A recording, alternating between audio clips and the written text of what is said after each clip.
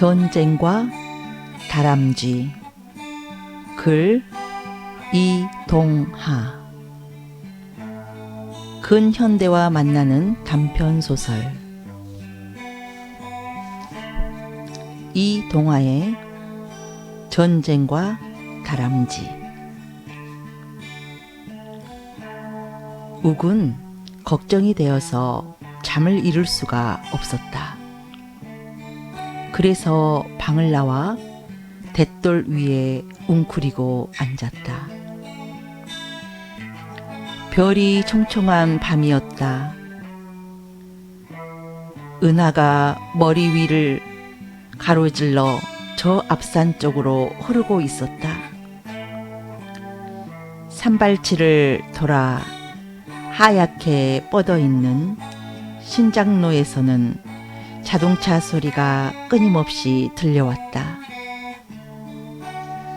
풀과 나무로 위장하고 그 위에 먼지를 자욱이 뒤집어 쓴 그 군용차들은 며칠 전부터 밤마다 꼬리를 물고 지나가던 것이었다. 그 자동차의 행렬은 온 밤 내 계속된다. 그리하여 날이 밝으면 이번에는 피곤해 지친 인간의 물결이 길을 가득 메우고 나무로 흘러갔다. 다시 밤이 되면 길을 메웠던 인간의 물결은 들로 마을로 잦아가지고 그러면 또 자동차의 행렬은 시작되는 것이었다. 많은 차들이 한꺼번에 그리고 쉼없이 부르는거리는 소리, 음색이 다른 여러 가지의 경적, 무거운 바퀴에 짓눌려 돌멩이가 튕겨나가는 소리, 그런 음향들이 욱에게는 흡사 어머니의 자장가와 같이 신비롭고 달콤하여 잠자리에 누운 채 가만히 귀 기울여 듣다가는 그만 홍건히 잠에 떨어지곤 했다. 그러면 그 온갖 소음이 잠 속으로 파고들어 욱은 밤마다 숱한 꿈을 꾸었었다. 그러나 이제는 그렇지를 못했다. 도시 그것이 걱정되어 아무래도 잠을 이룰 수가 없는 것이었다. 욱은 두 팔로 다리를 바짝 당겨 안고 그 위에다 턱을 괜 채 눈알만 썸뻑이었다. 부드러운 바람이 일더니 별똥별 하나가 동구 앞 갯가로 떨어졌다. 욱은 그것이 꼭 신호탄 같다고 생각했다. 저 건너 들머리에 우뚝 솟은 검은 산, 그 꼭대기에서 가끔 신호탄이 쏘아 올려지곤 했었다. 그러면 그것은 어두운 호공에 파란 꼬리를 끌면서 날아와서 마을 뒤 거암산 중턱쯤에서 떨어지는 것이었다. 그러면 이번에는 또 거암산 쪽에서 쏘아 올린 신호탄이 마을 위를 지나갔다. 그것이 몇 시간이나 계속되는 때도 있었다. 그리고 그런 날 밤이면 어디선가 희미한 총성이 들려오곤 했다. 여름밤에 반딧불이 쫓기며 어두운 대숲에서의 참새잡기 또는 횃불에 환하게 밝혀들고 갯가를 뒤져 가재를 온가지로 하나씩 잡아내던 불치기 따위는 이제 아무것도 아니었다. 파란 신호탄이 하늘 위를 핑핑 날고 산 너머에서부터 총소리가 울려오는 밤이면 욱은 마구 신이 나는 것이었다.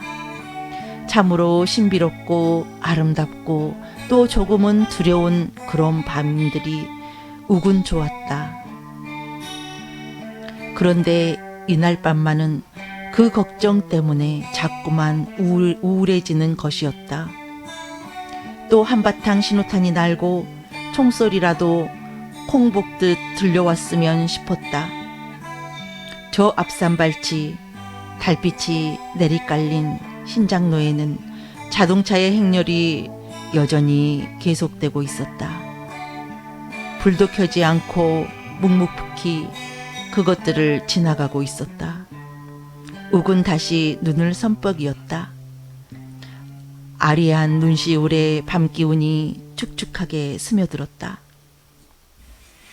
마당 건너편 생나무 울타리에 우뚝 선한 그늘 속에서 복실개 한 마리가 기어나와 목방울을 딸랑딸랑 울렸다.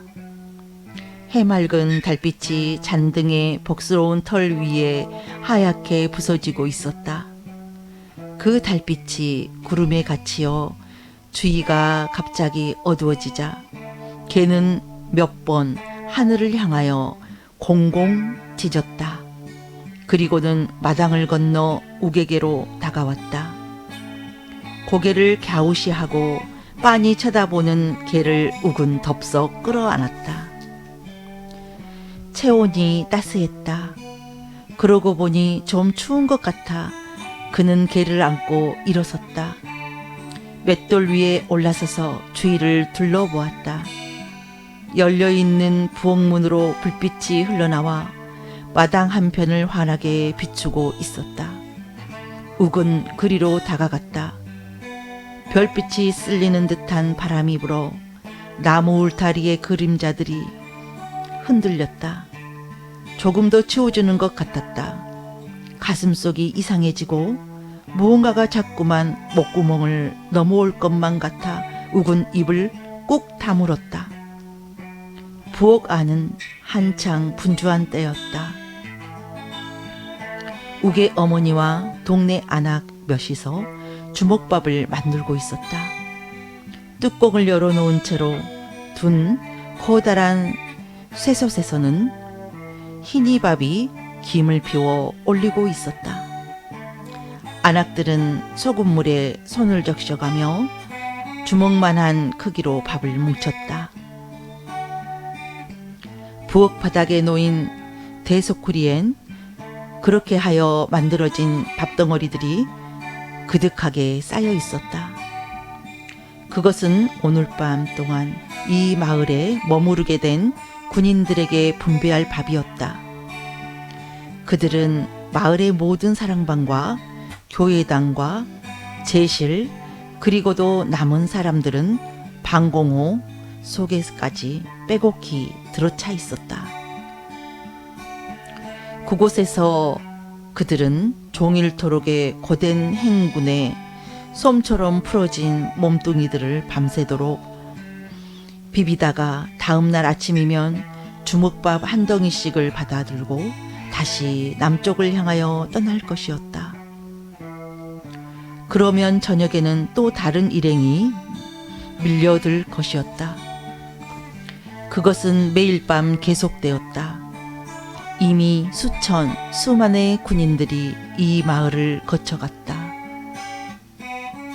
앞으로도 얼마나 계속될지를 알 수 없었다. 이렇게나 많은 군인들이 남으로 후퇴해 가는 걸 보면 싸움은 이미 뻔한 게 아닌가 하고 마을 사람들은 불안해했다. 동장, 구장, 반장 그리고 몇몇 유지들은 군량미를 타 가다가 그들 후퇴병에 뒷바라지를 해주면서도 안으로는 피란 준비를 하고 있었다. 욱은 언젠가 한번 구장인 아버지를 따라 그들이 들어있는 교회당에 가본 적이 있었다. 그 널따란 교회당이 터져나가도록 온통 군인들이 차 있었다. 하나같이 거지 같은 입성을 하고 먼지와 땀이 뒤범벅이 된 얼굴에 눈알만 반들거렸다. 그 중에는 상처난 몸을 가누지 못하며 혼잡한 마룻바닥에 마냥 쓰러져 누운 사람도 있었다. 동네 장정 몇이 주먹밥을 날라왔다. 그러자 그들의 시선이 일제히 모아졌다. 아버지가 뭐라고 짤막한 연설을 했다. 한 사람 앞에 꼭 하나씩. 그러지 않고 만약 2개를 받는 자가 있다면 다른 한 사람은 굶게 된다는 아마도 그런 뜻의 말인 것 같았다. 마침내 밥을 분배하기 시작했다. 허기진 손들이 밥덩이를 움켜쥐었다. 침으로 마른 잎을 축여가면서 그들은 정말 맛나게 먹었다. 뒤에 있는 사람들이 밥을 받기도 전에 앞에 있는 사람들은 벌써 손바닥에 묻은 밥풀을 떼고 있었다. 욱은 그들을 바라보면서 침을 꿀꺽 삼켰다. 집으로 돌아오기가 바쁘게 부엌으로 달려가 주먹밥 한 덩이를 쥐고 나왔다. 담 그늘에 서서 그들처럼 입술을 침으로 적셔가며 먹어보았으나 영 맛이 없었다. 결국은 절반도 먹지 못한 채 내던지고 말았다. 그런 후론 주먹밥만 보면 그들이 생각났다. 그런데 지금은 그들보다 다른 걱정이 더 앞섰다. 그건 얼마나 배가 고플까. 욱은 자꾸 목이 메는 듯했다. 분주하게 손을 놀리고 있던 욱의 어머니가 그를 쳐다보았다. 와! 잠이나 잘 끼지. 와 그래 나왔노? 욱은 아무 말도 않고 부뚜막에 쭈그리고 앉았다. 풀기 없는 눈으로 아낙네들의 밥뭉치를 손만 멀거니 바라보았다. 김을 피워 올리면서 여러 개의 손이 분주하게 움직였다. 기름기 흐르는 밥덩이가 금시금시 만들어졌다. 어디가 아픈갑다. 아가 억식이 기운 없어 빈다. 욱의 바로 앞에 앉아있는 아낙네가 그렇게 말했다. 욱의 어머니는 일손을 멈추고 그의 얼굴을 찬찬히 살폈다. 욱은 어머니를 마주 바라보면서 머리를 저었다. 그러마 와! 욱은 역시 말이 없었다. 대소쿠리에 극히 담겨있는 밥덩이 위로 시선을 힘없이 떨구었다. 아, 이거 하나 묻고 싶어 가는구나. 그 안악이 주먹밥 한 덩이를 내밀었다. 욱은 그것을 한동안 멍하니 바라보고 있다가 기운 없이 받아들었다. 진작에 그렇게 말할까지. 아도 참. 안악은 거 보란 듯이 만족스레 웃었다. 욱의 어머니도 빙그레 웃고는 다시 하던 일로 돌아갔다. 욱은 자꾸만 서글퍼졌다. 밥덩이를 입으로 가져가 한 입 베어 물었을 때 그만 하고 울어버리고 싶었다. 입 안에 든 밥알을 혀로 굴리면서 밥덩이를 개에게 통째로 물려주었다. 개는 기다리고 있었다는 듯 냉큼 받아 삼켰다. 참 배가 고플기라. 욱은 부엌문 밖으로 시선을 돌렸다. 마침 저 앞 산등성이에서 신호탄 하나가 어두운 하늘을 솟아올랐다. 이어 또 하나가 그 2개의 신호탄은 파란 꼬리를 끌면서 마을 위로 지나갔다. 거암산 중턱쯤에 가서 떨어졌으리라. 하늘이 더 어두워진 것 같았다. 그 어두운 공간에 바람이 일었다. 마당 건너편의 울타리 그림자가 또 흔들렸다. 욱은 눈 가장자리가 간지러워 오음을 느꼈다. 눈알이 알싸해지면서 그 총청하던 별빛이 뿌옇게 흐려 보였다. 눈을 깜빡이었다. 별빛이 다시 총총해지고 그때 마을 뒤 거암산에서 쏘아 올린 두 발의 신호탄이 앞산을 향하여 파랗게 날아가는 것이 보였다. 그러나 곧 눈앞이 흐려졌다. 신호탄이 파란 꼴이며 총총한 별빛이 다시 몽롱하게 보였다. 어두운 허공에 숱한 반점들이 여기저기 생겼다.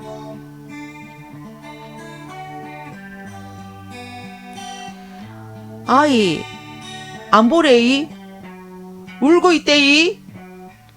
우기의 어머니가 잔뜩 놀란 얼굴을 하고 외쳤다. 니, 와크라노? 어? 무슨 일이꼬? 욱은 눈물이 그렁그렁한 눈으로 어머니를 쳐다보았다. 그리고는 울음 섞인 목소리로 말했다. 어머니, 다람쥐가 배고파 죽는다이. 뭐라고? 안악린들은 일제히 일손을 멈추고 눈들을 둥그렇게 떴다.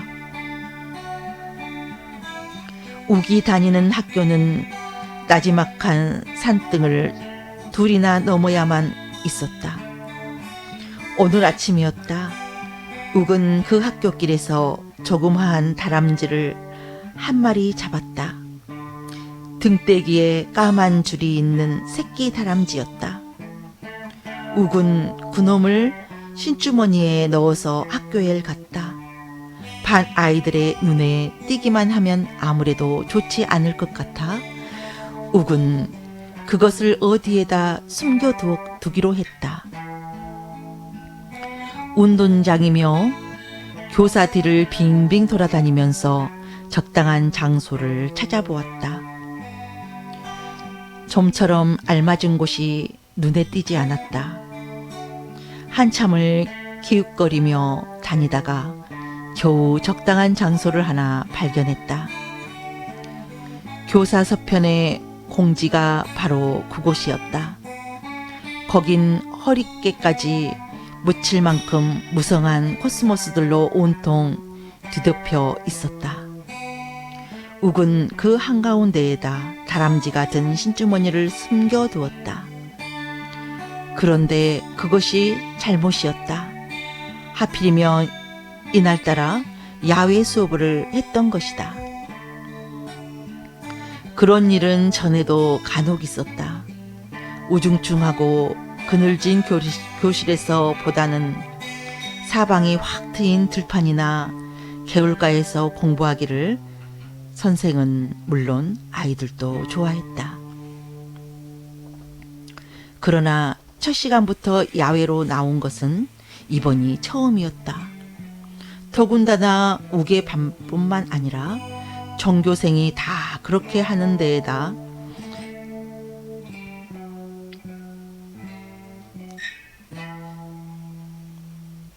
적잖이 이상했다.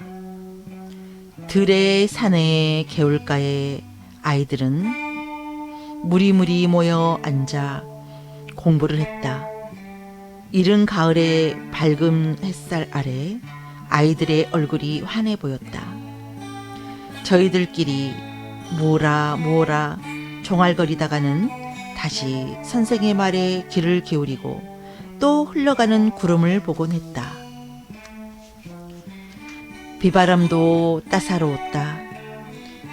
이마를 간지리는 햇살을 흩트리는 바람이 여러 개 불었다. 언덕 하나 넘어 저쪽에 자리 잡은 반에서 구구단 외우는 소리가 바람결에 실려왔다.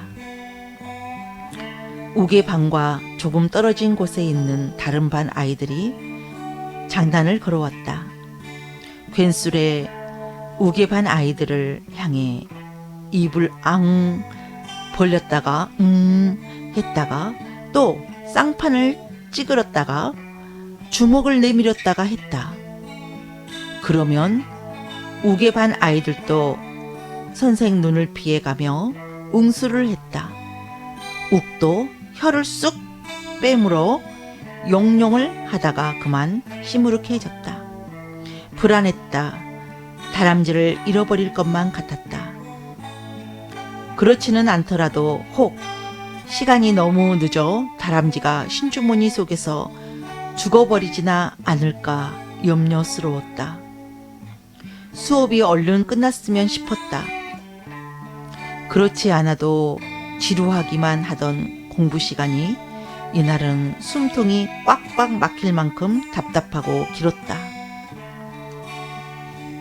시간표대로 4시간이 다 끝났을 때 욱은 만세라도 부르고 싶은 마음이었다. 선생은 아이들에게 몇 마디 주의 말을 했다. 그러나 욱은 얼른 다람쥐를 찾고 싶은 마음이 조급하여 그런 말쯤은 건성 듣듯 했다. 빨리빨리 안녕히 계십시오를 했으면 싶었다. 학교는 군인들이 사용하게 되었으니 내일부터는 이곳으로 나와라. 비가 오는 날은 오지 않아도 좋다. 마침내 선생의 말이 끝났다. 욱은 제일 먼저 안녕히 계십시오를 외치고는 냅다 학교를 달렸다. 정오가 훨씬 지난 때였다. 한달음에 학교까지 달려온 욱은 의외의 광경에 눈을 휘둥그레게 떴다. 교문에 턱 버티고 서 있는 거인, 그는 욱이 간혹 본 적이 있는 양놈이 틀림없었다. 높다란 코, 파란 눈알, 전봇대만한 키, 욱은 입을 딱 벌린 채 그를 쳐다보았다. 거인은 총을 메고 장승처럼 서서 파란 눈알을 굴리고 있었다. 그 시선이 욱에게 와 섰을 때 욱은 겁이 더럭 났다. 자기도 모르게 뒤로 주춤 물러섰다. 학교 안에서부터 지프가 한 대 굴러나왔다. 거인이 옆으로 비켜서면서 차 안을 향하여 뭐라고 외쳤다. 운전사가 한쪽 손을 들어 보였다. 그 지프가 욱의 앞을 지나 사라져 버리자 이번에는 남쪽으로 뚫린 길에서 수십 대의 GMC가 나타났다. 그것들은 자갈과 황토흙이 깔린 길바닥 위에 솜뭉텅이 같은 먼지를 피우고 달려와 속속 학교 안으로 굴러 들어갔다. 욱은 그 짙은 먼지에 휩싸여 한동안 눈을 바로 뜨지 못했다. 코가 매캐했다. 얼굴을 감싸쥐고 가만히 서 있었다. 이윽고 땅을 뒤흔들 듯한 자동차 소리가 그쳤다. 갑자기 커다란 웃음소리가 들렸다. 퍼뜩 고개를 들고 보니 그 거인이 마구 웃고 있었다. 욱도 따라서 싱긋 웃었다. 그가 자기를 보고 웃는 것 같았기 때문이다. 털이 부스스한 손이 욱을 가리키고 있었다. 욱은 조금 용기가 났다. 그의 앞에서 몇 걸음 다가가 학교 안을 기웃해 봤다. 온통 수라장이었다. 그 넓다란 운동장이 자동차와 천막과 교실에서 끌어낸 책상, 교탁들로 어지러웠다. 그 사이사이를 미군들이 분주하게 뛰어다니고 있는 것을 욱은 멍하니 바라보았다. 욱의 시선이 운동장 건너 교사 서편의 코스모스 밭에 멎었다. 그곳은 아직 아무렇지도 않았다. 대낮에 밝은 햇살이 그 위에 부어지고 있었다. 아직 활짝 피지 못한 꽃망울들이 여인목을 가지런히 들고 부드러운 바람에 물결을 지었다. 저기 다람쥐가. 욱은 정신없이 그리로 발길을 내딛었다. 억식이 답답했을기라. 죽었는지도 몰라. 욱은 온통 그 생각에 빠져들었다. 그래서 갑자기 산이 찌릉 울릴 만큼 커다란 소리가 들려왔을 때 욱은 기겁을 하듯 놀랐다. 갓댐 게라웨이! 돌아보니 그 거인이 퉁방울한 눈알을 부라리며 고래고래 고함을 지르고 있었다. 욱은 구르듯 그 앞을 도망쳤다. 가슴이 내려앉을 것 같았다. 간이 콩알만해지고 머리끝이 쭈뼛했다. 한참을 내쳐 뛰다가 그만 풀썩 넘어졌다. 얼른 일어서서 뒤를 돌아보았다. 그런데 그 거인 녀석은 웃고 있었다. 뭐가 그리 우스운지 먼지처럼 손가락질을 해 가면서 아주 통쾌하게 웃고 있었다. 그 웃음소리가 어찌나 크던지 떨어져 있는데도 귀가 먹먹할 지경이었다. 욱은 옷에 묻은 먼지를 털 생각도 않고 꼿꼿하게 선 채 그를 잔뜩 노려보았다. 이를 꼭꼭 깨물면서 속으로 막 욕을 했다. 그래도 그 거인 녀석은 자꾸 웃었다. 아주 재미난다는 듯이 웃지 않고는 도저히 못 베기겠다는 듯이 연방 손가락질을 해가면서 껄껄 웃어 젖혔다. 욱도 그만 슬며시 웃음이 나왔다. 장난인 것 같다. 그저 장난으로 한번 그래 본 것 같다. 공연히 겁을 집어먹었던 게지. 거인은 웃음을 그치더니 이번에는 손짓으로 오라는 신용을 했다. 벙글벙글 사람 좋아 배는 웃음을 띠고 그 기다란 팔을 휘저어 보였다.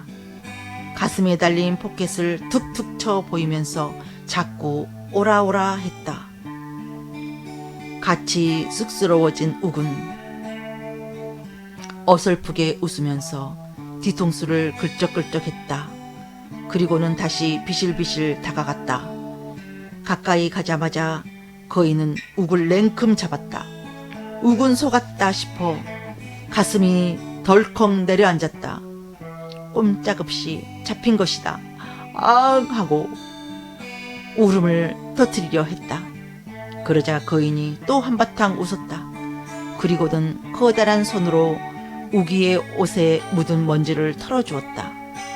머리를 쓸어주고 귓볼을 잡아당기고 볼을 흔들더니 나중에는 껌까지 한 통 주었다. 욱은 아주 완전히 안심을 했다. 역시 좋은 사람이다. 내가 공연히 겁을 먹어서 그랬지. 욱은 거인을 쳐다보며 자꾸 웃어 보였다. 껌을 하나 꺼내어 껍질을 벗기려고 했더니 거인은 날름받아 말짱 까서 입에 넣어주었다. 그리고는 아까는 미안했다는 듯이 욱의 어깨를 정겹게 두들겼다. 끝내는 악수까지 했다. 욱은 그에게 머리를 꼬벽해 보이고는 껌을 우물거리면서 학교 안으로 들어섰다. 이제는 어서 다람쥐를 찾아서 집으로 돌아가야지. 가서 동네 아이들한테 자랑을 해야지 하는 생각에 욱의 가슴은 마냥 부풀었다. 그래, 마음이 조급해져 막 뛰어가려는데 누가 또 덜미를 꽉 잡았다. 역시 그 거인이었다. 욱은 전보다 더 놀랐다.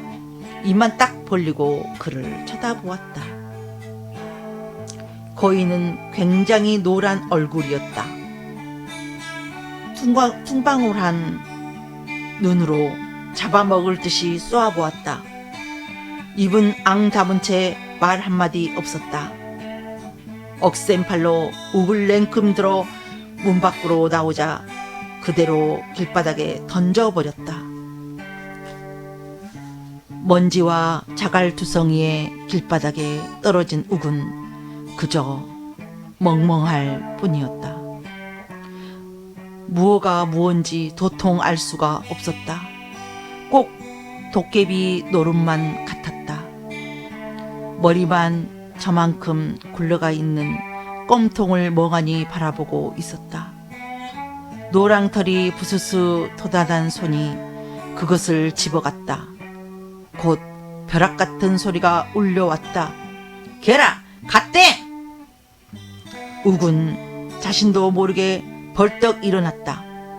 그리고는 정신없이 마구 뛰었다. 텅 빈 머리가 어쩐지 무거워졌다. 길바닥이 울퉁불퉁하고 자갈이 움찔움찔했다. 어지러웠다.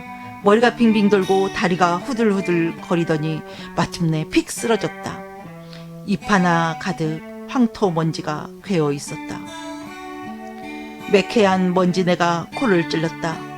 욱은 그 먼지투성이에 얼굴을 들고 저 앞 들판으로 뻗어나간 길을 바라보았다.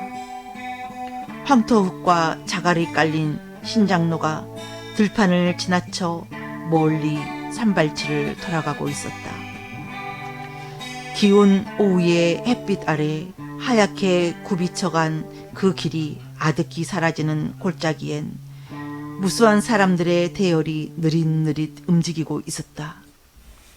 우현역 쪽으로 뚫린 널따란 국토로부터 밀려온 그 인간의 물결은 시방 골짜기를 가득 메우고 흘러넘쳐 저 너머 보이지 않는 남양대로로 해종일 밀려갈 것이었다. 전진의 그을린 군복의 물결, 피란민의 대열, 언제나 나무로만 흐르는 거대한 강물인 것 같았다. 그런 모든 알 수 없는 것들을 욱은 얼마나 신비롭게 생각했는가. 밤하늘을 나는 신호탄의 파란 불꽃, 멀리서 울려오는 희미한 총성, 밤마다의 끝없는 자동차 행렬, 욱은 참으로 신비로웠던 것이다.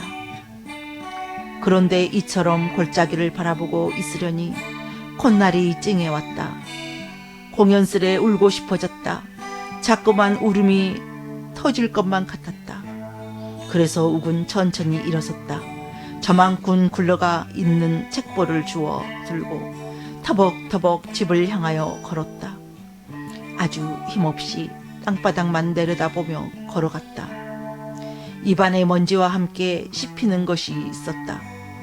혀를 굴려보니 껌이었다. 퇴! 하고 뱉어댔다. 길바닥에 떨어진 놈을 발로 싹 비볐다. 그 위에 침까지 탁탁 뱉었다. 그리고는 걸음을 계속했다. 다음 날 아침 욱은 대래 아버지에게 꾸중을 들었다. 사람들도 지구실을 다 못하고 막 죽어가는디 이 난리에 그까지 다람쥐가 무엇이 그리 중하노? 이 소갈머리 없는 짜스가. 총에 맞아 죽는 사람, 배고라 죽는 사람이 부지기수인데 그깟 놈의 다람쥐 하나 죽는 게 뭐가 그리 애통하노? 욱은 고개를 떨구고 가만히 있었다. 인자 다시는 코쟁이 앞에 가 얼씬대지 마라. 극하다가는 네 명대로 살도 못하고 죽을 끼다. 욱은 입술만 잘근잘근 깨물고 있었다. 그래도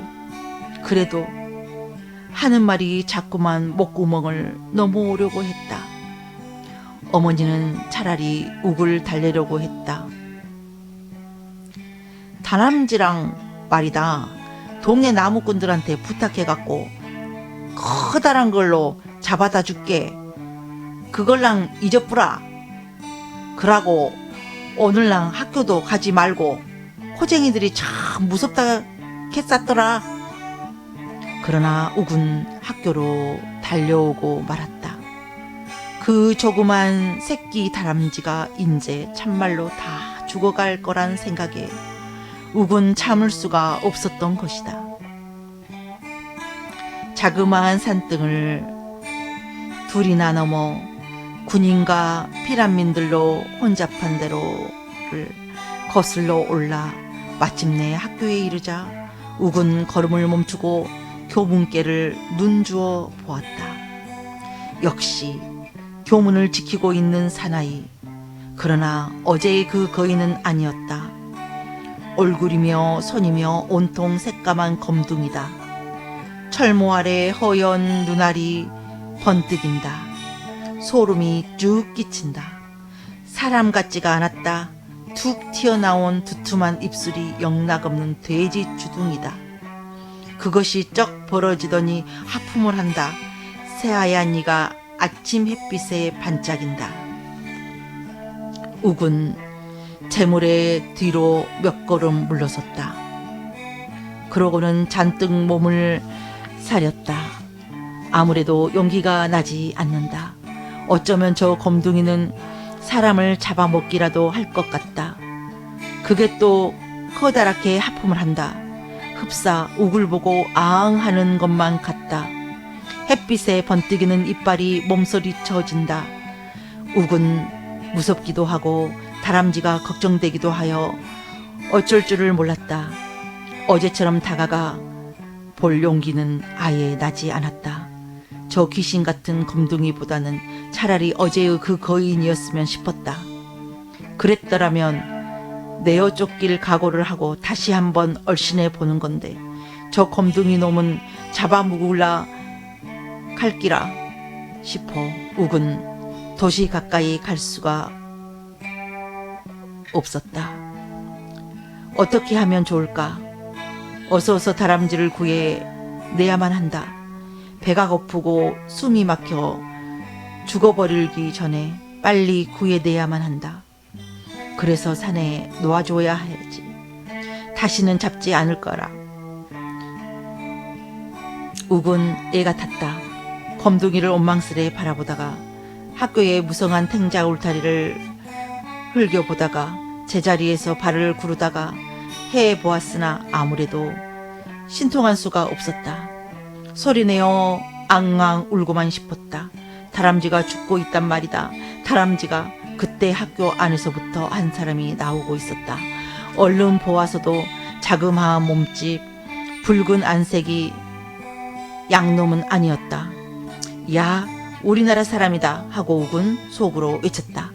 군복은 걸쳤지만 군인은 아닌 것 같았다. 계급장도 명찰도 아무것도 없었다. 위는 수채, 맨머리 바람이었다. 까맣고 윤이 나는 머리털이 이마에 드리워져 있었다. 그는 검둥이야 무어라 짓거리더니 함께 웃었다. 그리고는 한쪽 손을 번쩍 들어 보이고 교문 밖을 나섰다. 욱은 무턱대고 달려가 그 사람의 옷자락에 매달렸다. 흡사 엄마의 치마폭에 엉겨들 듯 그의 군복 소매를 꽉 부둥켜 안고 울음 섞인 목소리로 애걸했다. 아저씨요, 내 가람쥐 좀 찾아주이소. 다람쥐가 시방 죽어가고 있삼소. 그는 의한 얼굴로 욱을 내려다보았다. 밑도 끝도 없이 너무나 도련한 말에 그는 어리둥절한 모양이었다. 반듯한 이마 아래 두 눈이 빛났다. 학교 안에 있어 얘. 나는 못 들어가게 합니다. 아저씨가 좀 찾아주이소. 번뜩 안 하면 죽어삐리 얘. 욱은 하고 싶은 말을 한꺼번에 주워 섬기느라고 갈팡질팡했다. 목도 꺽꺽 메이고 눈물도 나고 하여 말이 잘 흘러나오지가 않았다. 이 사람을 놓쳐버리면 그 불쌍한 다람쥐는 영영 죽을 수밖에 없다는 생각에 한사코 매달렸다. 예, 진정하고 좀 찬찬히 이야기해봐. 무슨 말인지 도무지 알아들을 수가 있어야지. 그는 두 손으로 욱의 어깨를 잡고 자꾸만 횡설수설을 하는 말을 막았다. 그리고는 눈을 빛내어 욱의 얼굴을 들여다보며 자초지종을 차근차근하게 물었다. 그래, 그 다람쥐를 어디에다 두었단 말이지? 그는 욱의 손을 잡고 교문 앞으로 나서며 다시 물었다. 검둥이가 그들을 조용히 바라보고 있었다. 우군 눈물이 그렁그렁한 눈을 들어 먼저 그 검둥이부터 쳐다보았다. 아무래도 그가 두려웠던 것이다. 까만 얼굴 한복판에서 커다란 두 눈이 번뜩이고 있었다. 두툼한 입술이 꼭 닫힌 채 아무 말이 없었다. 우군 시선을 돌려 학교 안 운동장 저 건너 다람쥐가 있는 코스모스 밭을 바라보았다. 눈물이 가려 잘 보이지가 않았다. 소매 끝으로 눈물을 훔친 다음 손을 들어 그쪽을 가리켰다. 저쪽 코스모스 밭 복판에. 그러다 말고 우군 기절할 듯 놀랐다. 묵중한 불도저 한 대가 그 공터를 갈아 붙이고 있었던 것이다. 벌써 절반쯤은 운동장처럼 말끔히 닦여 있었고 그 자리에서 깎여 나간 코스모스들이 흙과 함께 울타리 아래에 쌓여 있었다. 지금 그 불도저가 막 깎아 나오고 있는 부분은 바로 다람쥐가 숨겨져 있는 곳이었다. 아, 다람쥐가 깔려 죽는다. 우군 이렇게 외치면서 사나이의 손을 뿌리치고 미친 듯이 달려갔다. 스톱! 스톱! 다람쥐가 죽는다는 스톱! 우군 마구 고함을 지르면서 텐트와 자동차가 늘어서 있는 운동장 한복판을 달려갔다. 뒤에서 무슨 소리가 들리는 듯 했다. 그러나 우군 다람쥐를 외치면서 그냥 달렸다. 어릉어릉한 눈앞에 분수처럼 하얗게 쏟아지는 햇빛이 일순확 타올랐다. 고막을 울리는 총성을 들으면서 우군 호공을 짚고 픽 쓰러졌다. 새까매진 하늘이 한 바퀴 흐르르 돌고 빨간 태양이 아늑하게 멀어졌다. 그리고는 더 이상 아무것도 알 수 없었다. 무거운 구둣발 소리가 귀를 어지럽게 하고 어떤 밝은 빛이 눈알을 쓰리게 했으며 또 몸뚱이에 어딘가 몹시 아픔을 느끼면서 욱은 오랫동안 정신을 차리지 못했다. 그렇게 얼마나 지났는지 욱이 다시 눈을 떴을 때는 주위가 어두침침했다. 야트막하게 드리워진 녹색천이 시야를 가로막고 있었다. 천막 속이었다. 미 병사들이 여러 서성거리고 있었다. 욱은 자기를 내려다보고 있는 낯선 얼굴들 중에서 예의 그 한국인을 찾아냈다. 아저씨요, 내 다람쥐. 욱은 침대에서 몸을 벌떡 일으키며 외쳤다. 다리가 몹시 아팠다. 내 다람쥐 어쨌습니까? 그 사람은 입을 꼭 다문 채 아무 말이 없었다. 욱을 조용히 내려다보고 있었다. 하얀 이마 아래 새까만 두 눈이 빛났다. 눈도 깜빡이지 않고 한참을 쏘아보고 있더니 어금니를 질겅 깨물었다. 아저씨요, 다람쥐 좀 찾아주이소. 예, 다람쥐요. 그냥 놔두마 죽심더 주고삐리에. 그는 또 이를 깨물더니 돌아섰다. 그 천막 구석에서 무언가를 집어왔다. 떨리는 손끝에 달랑 베어 달린 물건. 욱은 두 팔을 내밀면서 기쁜 함성을 질렀다. 그겁니다. 그거 맞습니다. 신주머니는 흙이 잔뜩 묻어 있었다. 욱이 성급하게 아가리를 열고 마침내 다람쥐를 끄집어냈다. 그러나 다람쥐의 몸은 이미 굳어 있었다. 부드럽고 색깔이 곱던 털은 엉망으로 구겨졌고 복스럽던 꼬리가 나무 토막 같았다. 하얀 솜털이 부스스하게 돋아나 있던 주둥이 언저리도 이제는 딱딱한 나무 껍질 같았다. 다람쥐는 이미 죽어버린 것이었다. 욱은 그 조그마한 시체를 안고 울음을 터뜨렸다. 다람쥐가 죽었다. 나 때문에 다람쥐가 죽었다. 욱은 마구 몸부림을 치며 울었다. 그 침대의 가에는 무심한 이방인들의 얼굴이 묵묵히 내려다보고 있었다.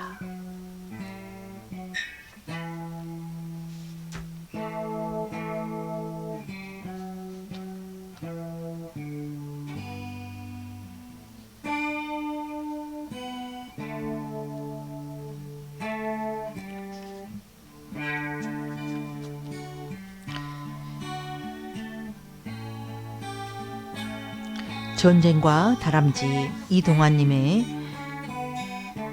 작품이었습니다. 작가 이동환님은 1942년도에 태어나셔서 스스로 겪은 6.25 전쟁에 대해서 이야기를 작품을 남기셨는데요. 작가 이동환님은 1942년생으로 초등학교 시절 6.25 전쟁을 맞이합니다.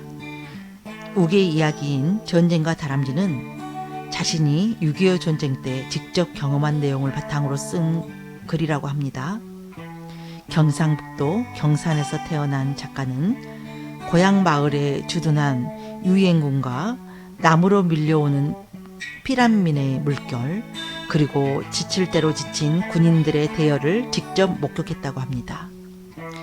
마을의 교회당과 제사를 지내는 제실, 그리고 사랑방은 밤마다 군인들로 붐비고 마을 아낙네들은 그들에게 나눠줄 주먹밥을 만드느라 밤을 새웠다고 합니다. 이러한 경험은 작품 속 우계의 상황과 매우 비슷합니다. 처음에 작가는 전쟁을 단순히 어른들의 전쟁 놀이로 생각했다고 합니다. 그러나 마을 아이가 미군 지프차에 깔려 죽는 참상을 겪게 되면서 전쟁의 참혹함과 두려움, 폭력성을 느끼게 되었다고 합니다. 작가는 이러한 자신의 경험을 작품 속에 담아 우계의 시선에서 생명을 아무렇지도 않게 생각하는 전쟁의 폭력성과 참상에 대해 이야기하고 있습니다.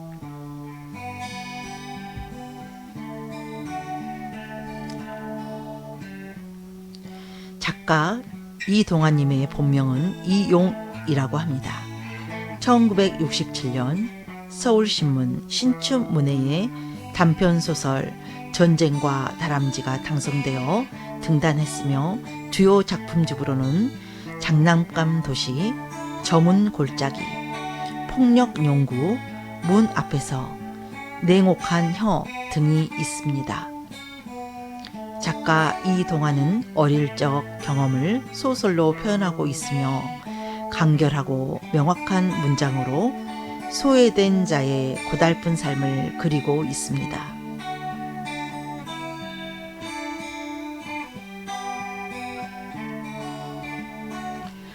오늘은 근현대와 만나는 단편소설 전쟁과 다람쥐 이동환님의 글을 살펴보았습니다. 함께해 주셔서 감사합니다.